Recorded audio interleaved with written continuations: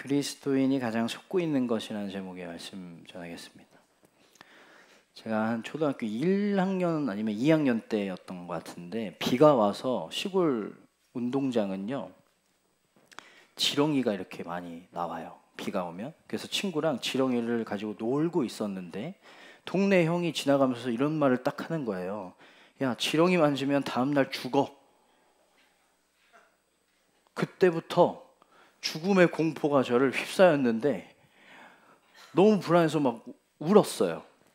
그 손을 막 버벅 닦아도 이게 불안함이 안 씻어지는 거야. 계속 울었어요. 집에 갈 때도 울고 집에서도 울었어요.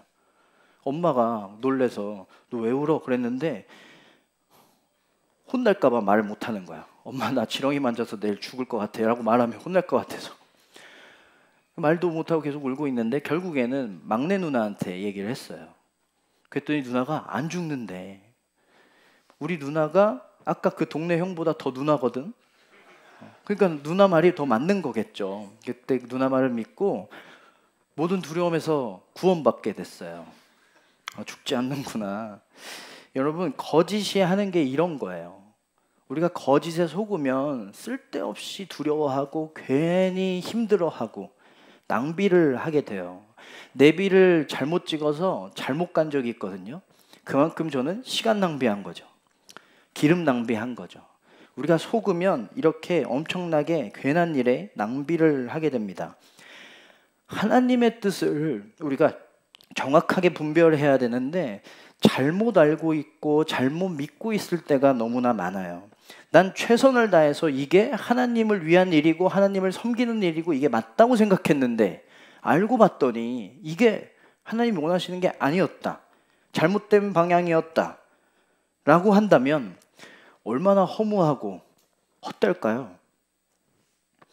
오늘 말씀에 우리가 믿음에 대해서 가장 오해하는 것들이 나옵니다. 이 오해를 풀면 우리가 더 하나님과 가까워질 수 있고 더 하나님을 사랑하게 될 거예요.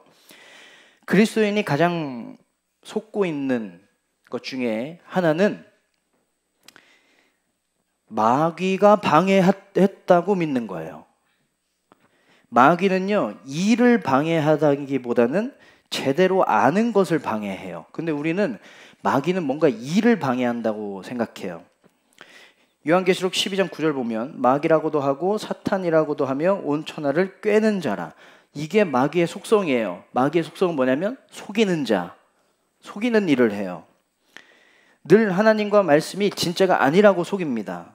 마귀가 가장 열심히 속이는 게 있는데 그게 뭐냐면 마귀는 마귀 짓이라고 속이는 마귀 짓을 해요.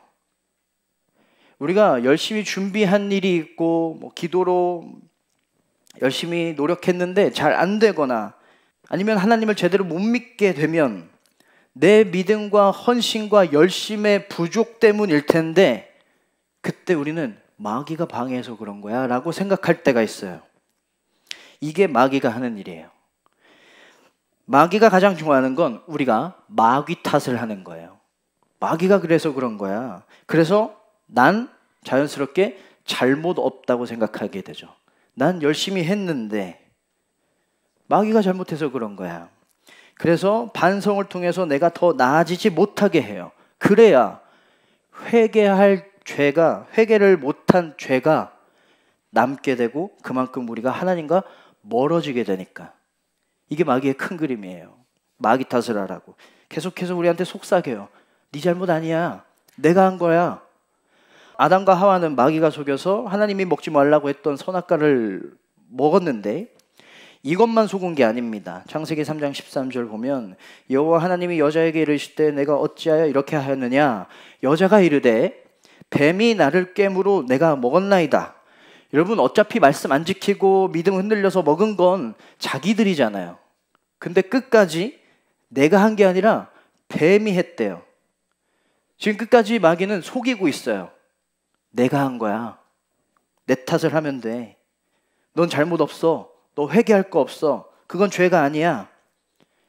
이걸 보시고 하나님이 그 마귀에게 저주를 내리시면서 이렇게 말씀하시는데 창세기 3장 14절 이렇게 하였으니 저주를 내리겠다. 이렇게 하게 했다라는 건 선악과를 먹게 했다까지가 아니라 끝까지 마귀 탓을 하도록 속인 것까지였어요. 마귀 때문에 먹은 거라고 판단하셨다면, 아담과 하와가 잘못한 게 아니라고 판단하셨다면 아담과 하와를 에덴 동산에서 쫓아내시지도 않았겠죠. 잘못이 아니니까. 근데 쫓아내셨어요. 이들의 잘못도 있는 거예요. 근데 마귀는 그것을 자기 탓하게 만들었어요. 난 잘했는데 마귀가 방해해서 그래. 그래서 더 믿음에 충실하지 못한 자, 믿음의 책임을 피하려고 하는 자가 되게 하고 하나님과 가장 멀어지게 하는 교만을 갖게 합니다. 이 속임에 넘어가지 않는 방법은 하나님의 크심을 기억하는 거예요. 왜냐하면 하나님의 크심을 기억하면 나는 늘 겸손해질 수밖에 없거든요. 늘 겸손해야 우리는 늘 진리 편에 서 있다고 말할 수 있어요. 내가 잘못한 게 있나 봐. 내가 부족한 게 있었나 봐. 더 기도해야지. 더 순종해야지. 이런 겸손함이 필요합니다. 그리고 그리스도인이 가장 속고 있는 거가 또 있는데, 잘 되면 하나님이 복을 주신 거고 잘 안 되면 벌 받은 거라고 생각해요. 그리고 이것을 결정하는 기준은 내 죄의 여부예요. 그래서 내 탓을 해요. 첫 번째랑 반대죠? 내 탓을 해요. 잘못된 게 있으면 잘못한 게 있는 줄 알아요. 우리는 내 삶에 일어나는 일로 하나님의 마음을 잘못 파악할 때가 있습니다. 어려운 일이 생기면 하나님이 날 떠나셨나 봐. 근심이 생기면 하나님이 나한테 벌 주시는 건가? 반대로 좋은 일이 생기면 하나님이 복을 주셨어. 성공하는 일이 생기면 하나님이 내 기도를 들어주셨어. 부정적인 일이 생기면 하나님의 마음도 부정적일 거라고 생각하고, 내 삶에 긍정적인 일이 일어나면 하나님의 마음도 나에 대해서 긍정적인가 봐. 내 삶에 일어나는 일들을 통해서 하나님을 해석해요. 여러분, 이게 나 중심이에요? 하나님 중심이에요? 하나님 중심 같죠? 하나님의 마음을 해석하는 거니까 나 중심이에요. 내 삶을 통해서 하나님을 바라보는 거예요. 반대가 되어야 하나님 중심의 삶이라고 말할 수가 있어요. 믿어도 잘 안 될 때가 있습니다. 그리고 잘 될 때가 있어요. 안 믿는 사람인데도 잘 될 때가 있고 잘 안 될 때가 있어요. 기도를 열심히 하는데 건강한 사람이 있고 건강하지 않은 사람이 있고요. 기도를 안 하는 사람인데 건강한 사람이 있고 건강하지 않은 사람이 있어요. 믿음과 우리의 삶의 어떤 모습에 상관관계가 있어 보여요? 없어 보여요? 이 정도면 없는 거 아니에요? 근데 우리는 어떻게 믿죠? 마치 상관관계가 있는 것처럼 믿지 않아요? 교회 다녀봐. 잘 될걸? 기도해봐. 성공할 거야. 헌신해봐. 대학에 붙을 거야. 마치 상관관계가 있는 것처럼 믿어요. 물론 하나님의 주권 아래에 있는 것들이지만 하나님의 최대 관심사는 그게 아닙니다. 하나님의 최대 관심사는요, 상관관계에서 상관이라는 글자를 빼야 돼요. 하나님의 최대 관심사는 관계예요. 하나님과 우리의 관계. 늘 연결되어 있는 것. 잘 되든 안 되든, 성공했든 안 했든 늘 하나님하고 관계를 맺고 있는 것. 이게 하나님이 원하시는 거예요. 우리는 하나님을 위해서 뭔가를 이뤄야 한다 생각해요. 하나님이 주신 목적과 재능이 있는데 이걸 빨리 발견해서 빨리 이루어서 하나님께 영광 돌리고 하나님의 나라를 더 확장하는데 쓰임 받아야 된다. 그런데 하나님은 그걸 원하시는 게 아니에요. 그걸 해도 안 해도 나와 관계를 맺고 있자. 그거 안 해도 되니까 나와 함께 살자. 하나님이 원하시는 건 이거 하나거든요. 너가 그것을 다 이루라고 내가 십자가에서 죽은 게 아니야. 내가 십자가에서 죽은 건 너와 함께 살고 싶어서 죽은 거야. 하나님의 뜻은 이거예요. 상관관계가 아니라, 인과관계가 아니라 관계예요. 이게 믿음이에요. 근데 우리는 상관관계와 인과관계가 좋아야만 믿음이 좋다고 생각해요. 그것과 상관없이 하나님과의 관계가 좋으면 믿음이 좋은 거예요. 그러면 하나님 믿어도 좋은 게 없네요. 하나님 믿는 이유가 뭐예요? 뭔가 좋은 게 있어야 하나님 믿을 만한 한 거잖아요. 제가 이렇게 기도한 적이 있어요. 제가 모든 하고 있는 사역과 사명에 빈틈없이 잘하고 싶은 거예요. 하나님 잘하게 해주세요. 이렇게 기도했더니 하나님이 일 잘하는 사람 되지 말고 하나님이 일하는 자, 하나님을 일하시게 하는 자가 될 수 있겠니? 그래서 제가 이렇게 대답했습니다. 하나님, 하나님이 다 일하시면, 하나님이 다 하시는 거면 저의 이런 부족함은 쓸모가 없네요. 너에게 부족함이 있는 건 그걸로 날 의지하라는 거야. 부족함 때문에 날 더 바라보라는 거야. 너의 부족함과 나의 전능함을 인정하면 넌 가장 큰 능력을 경험하게 될 거야. 우리가 부족함 때문에, 잘 안 됨 때문에, 우리의 모자름 때문에 하나님을 바라보고 있다면, 하나님과 관계가 맺어지고 있다면 그 부족함과 모자람은 쓸모없는 게 아니라 가장 필요한 게 된 거예요.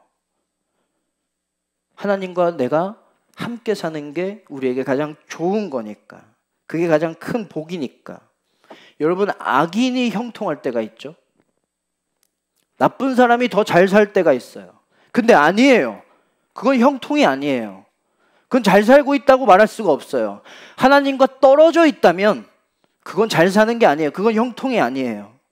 하나님과 계속 연결되어 있는 게 가장 복된 삶인 줄로 믿으시길 바랍니다. 그래서 어떤 일이든 어떤 상태든 그것을 통해서 하나님과 연결되기 위해서 노력해야 돼요. 잘 안 됐다면 그걸로 하나님을 더 의지하고, 잘 됐다면 그걸로 하나님 찬양하고 감사하고 그 삶으로 하나님의 사랑을 전하기 위해 노력하는 거예요. 농부였던 가인은 아벨을 죽이고 농사를 지어도 땅이 효력을 내지 않을 거라는 벌을 받습니다. 그래서 가인은 이렇게 말해요. 내 죄벌이 지기가 너무 무거우니이다. 나를 만나는 자마다 나를 죽이겠나이다. 가인은 내가 죄를 지어서 이런 벌을 받는다고 상관관계로 생각했을 거예요. 그때 하나님이 이렇게 말씀하셨어요. 15절 그렇지 아니하다. 가인을 죽이는 자는 벌을 7배나 받으리라. 그렇지 않다. 어려워진 상황을 통해서, 그 상황을 통해서 하나님을 더 바라보라는 거예요. 여러분, 믿음의 상관관계였다면 온전한 예배를 드린 아벨이 죽으면 안 되죠. 아벨은 하나님이 받으시는 온전한 예배를 드리고 바로 죽었어요. 이게 상관관계라면 가인이 죽어야 되는 거 아니에요? 온전한 예배를 못 드린 가인이 죽어야 되는 거 아니에요? 하나님이 우리에게 말씀하고 싶은 건 삶의 우리의 노력에 어떤 결과가 어떠하든, 우리의 삶이 어떠하든 그 상황을 통해서 하나님을 더 바라보라는 거예요. 보호하실 하나님을 믿고 하나님을 떠나지 말라는 거예요. 이걸로 어떤 상황이든 하나님은 나와 함께 하길 원하신다. 이것으로 우리의 삶을 해석해야 그게 하나님 중심의 삶이라고 말할 수가 있어요. 절대 내 삶의 어떠함으로 하나님의 마음과 하나님의 생각을 해석하려고 하지 마세요. 그건 나 중심의 믿음인 거예요. 그리고 그리스도인이 가장 속고 있는 건 이겁니다. 난 할 수 없다라고 생각하는 거예요. 내 부족함에 속아요. 나의 부족함과 모자름에 속아서 할 수 없다고 믿는데 사실 정말 할 수 없기도 해요. 할 수 없어요. 내 힘으로 뭘 할 수가 있어요? 하지만 하나님이 도와주시는 나는 할 수 있어요.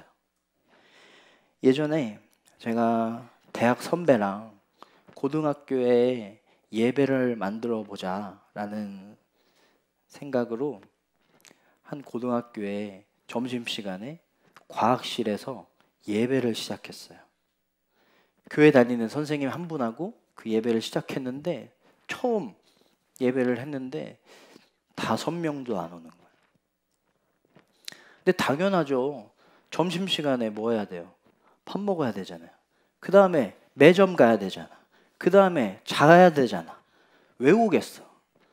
그리고 우리 둘이 갔는데 풀세션으로 밴드로 찬양을 인도하는 것도 아니고요. 조율도 안 되고 코드도 다 틀리는 제가 기타를 쳐요.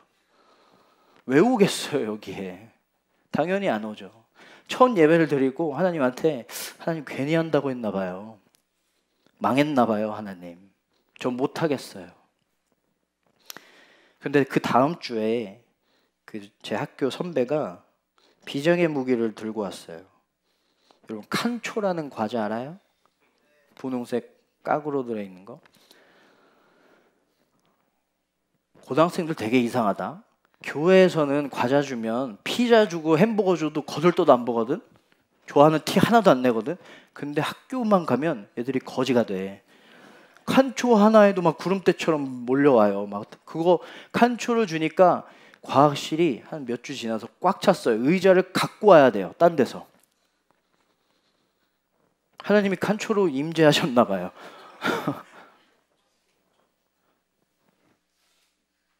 전도사 2명으로 안 됐는데 하나님이 과자 하나로도 부흥을 시키시는 거예요. 하나님은 하실 수 있구나. 전 그때 그걸 느꼈어요. 하나님이 이 작은 과자로도 임재하신다고? 그러면 그 과자 때문에 온 애들이 무슨 예배를 드리겠어? 그렇게 생각했거든요. 근데 그 어떤 교회 예배보다 신나고 뜨겁게 찬양을 하는 거예요. 기타 하나에. 그리고 그 아이들이 자기 주변의 교회에 가서 교회를 다니기 시작했어요. 하나님이 하신 거예요. 우리는 할 수 없는데. 우리는 하나님의 할 수 있음을 믿고 확신하고 그냥 앞으로 나아가기만 하면 됐던 거예요. 예배만 드리면 됐던 거예요. 아이들은 내가 보내줄게. 은혜는 내가 줄게. 하나님 그렇게 말씀하고 계셨던 거예요. 오늘 말씀 뒤에 가인의 자손 리스트가 나오거든요. 왜 굳이 가인의 자손들이 쭉 나올까요? 이렇게 열거될까요? 단순한 사건의 기록이 아닙니다. 가인은 내가 여길 떠나면 벌을 받아서 분명히 죽을 거라고 했어요. 내 힘으로는 살 수 없다고 했어요. 그런데 자손들의 이름이 그 말 다음에 바로 나온다는 건 뭐예요? 죽지 않고 살았다는 거예요. 하나님이 가인을 보호하셨다는 증거예요. 하나님이 말씀하십니다. 그렇지 아니하다. 가인은 농부인데 땅의 효력을 더 이상 경험하지 못한대요. 그러면 굶어 죽는 것밖에 안 되잖아요. 가인은 할 수 있는 게 없었어요. 나는 농사밖에 지은 게 없는데 더 이상 땅에서 효력을 느끼지 못한대요. 할 수 있는 게 없죠. 그런데 죽지 않고 살았다는 건 뭐예요? 하나님이 하셨다는 거예요. 하나님이 도와주셔서 자손을 많이 볼 정도로 살게 되었다. 먹고 살게 되었다. 우리는 다 송곳 같습니다. 놓으면 바로 쓰러지잖아요. 우리가 그런 존재예요. 하나님께 한순간도 붙들려 있지 않으면 우리는 쓰러져 버리는 연약한 존재들입니다. 아무것도 못해요. 그런데 내가 송곳처럼 혼자 서 있을 수 없고 혼자 할 수 없다라는 걸 안다는 건 너무나 다행스러운 일이에요. 왜냐하면 그래야 하나님이 생각나니까. 그것 때문에 하나님을 찾을 수밖에 없으니까. 나의 할 수 없음을 인정하고 하나님의 할 수 있음을 인정하면 하나님의 가장 큰 능력을 경험할 수 있습니다. 그래서 여러분, 내 약함에 속지 마세요. 하나님의 능력만 확신하세요. 하나님이 도우시면 못할 게 없습니다. 또 그리스도인이 가장 속고 있는 게 있습니다. 하나님이 내 길을 인도하신다는 것은 인정해요. 그런데 목적지는 내가 정해요. 하나님이 내 길을 다 아신다고 인정을 하거든요. 근데 목적지는 내가 선택해요. 목적지를 정하는 것도 하나님의 일이라는 것을 몰라요. 그래서 다 맡기지 못해요. 하나님을 내비게이션으로 생각합니다. 하나님이 가장 빠른 길, 가장 좋은 길을 아시기 때문에 하나님을 우리는 내비라고 생각할 때가 굉장히 많이 있지만 내비는 목적지를 내가 정하고 내가 설정해서 가장 빠른 길을 선택해 줄 뿐이에요. 하나님, 저 여기 가고 싶어요. 가장 좋은 길로 안내해 주세요. 하나님, 저는 이거 하고 싶은데 가장 빠른 길로 안내해 주세요. 그러다가 다른 사람이 나보다 더 빠르고 더 편하고 더 좋은 길로 가는 것 같으면 하나님을 원망하게 되죠. 길만 맡겨요. 목적지를 다 맡기진 못해요. 반절만 맡기니까 은혜도 반절밖에 못 경험하겠죠. 목적지를 선택하는 것, 길을 정하는 것, 속도와 타이밍을 정하는 것, 모든 주권은 하나님께 있다는 것을 믿으시길 바랍니다. 출애굽한 이스라엘이 가나안에 가기로 했어요. 그 가나안이란 목적지는 모세가 정한 게 아닙니다. 이스라엘이 정한 게 아닙니다. 하나님이 정하셨고, 그래서 광야에 길을 내셨어요. 홍해도 건너게 하셨어요. 오늘 말씀에서 가인이 이렇게 말합니다. 14절, 주께서 오늘 이 지면에서 나를 쫓아내시온즉 내가 주의 낯을 배웁지 못하리니 내가 땅에서 피하며 유리하는 자가 될지라. 하나님이 저를 여기서 쫓아내셨으니까 저는 방황할 거예요. 전 유리하는 자가 될 거예요. 무슨 말이에요? 하나님, 여기 있게 해주세요라는 거예요. 하나님, 떠나기 싫어요. 떠나면 전 불행해질 거예요. 여기 있게 해주세요. 목적지를 누가 정하게 해놓고 있어요? 가인이 정한 거예요. 저 여기 있고 싶어요. 하지만 15절, 그렇지 아니하다. 그렇지 않대요. 인도하시겠다는 거예요. 하나님은 이미 가인이 갈 곳을 예비해 두셨습니다. 바로 다음 절 16절입니다. 가인이 여호와 앞을 떠나서 에덴 동쪽 롯 땅에 거주하더니. 이미 가인의 목적지를 정해 놓으셨어요. 예비해 주셨어요. 롯 땅으로 정하시고 거기 같이 가셔서 아무도 가인을 해치지 못하도록 보호까지 해 주셨어요. 그리고 자손이 번성하게 그 가문을 인도해 주셨어요. 하나님은 내가 갈 곳을 다 예비해 두셨습니다. 모든 주권을 다 하나님께 드려야 돼요. 길만 맡기는 게 아니라 목적지도 하나님께 맡기는 것. 하나님은 내비가 아닙니다. 속지 마세요. 최승호라는 시인이 있는데요. 이분의 작품이 수능에 몇 번 나왔대요. 그래서 자기가 그 문제를 풀어봤대요. 시인의 의도를 묻는 문제였어요. 맞았을까 틀렸을까? 틀렸대요. 나는 이 의도로 써서 이걸 썼는데 출제자들은 그게 의도라고 생각하지 않은 거예요.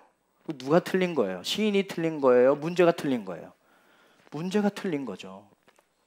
우리가 이렇게 믿을 때가 있어요. 하나님의 의도는 그렇지 아니하다. 근데 우리는 이게 하나님의 의도라고 생각하고 그렇게 믿고 그렇게 알고 그렇게 살 때가 있습니다. 이게 하나님께 좋은 거야. 이게 잘 믿는 거야. 그때마다 하나님은 말씀하십니다. 그렇지 아니하다. 속으면 안 돼. 내 의도는 그게 아니야.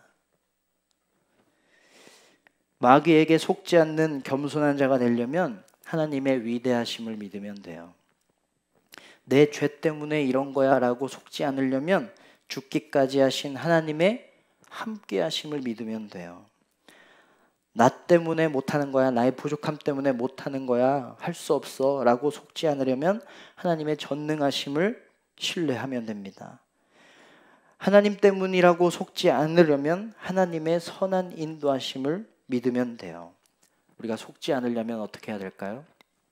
하나님을 더 알고 하나님을 더 믿고 하나님과 더 가까워지는 것밖에 없어요. 진리이신 하나님, 내가 늘 함께 하겠다. 내가 도와주겠다. 내가 사랑한다. 내가 보호하겠다라고 그 진리의 약속을 말씀하신 하나님과 가까워지는 수밖에 없어요. 뭐가 맞는 거지? 뭐가 속지 않는 삶인지? 여러분, 제가 좋아하는 비유인데 동쪽에서 멀어지려면 동에서 멀어지려고 노력하는 게 아니라 서쪽으로 가면 당연히 동쪽에서 멀어지겠죠. 우리가 어떻게 하면 잘 살 수 있을까 고민할 게 아니라 하나님과 가까워지기는 것만 하면 당연히 그렇게 되는 거예요.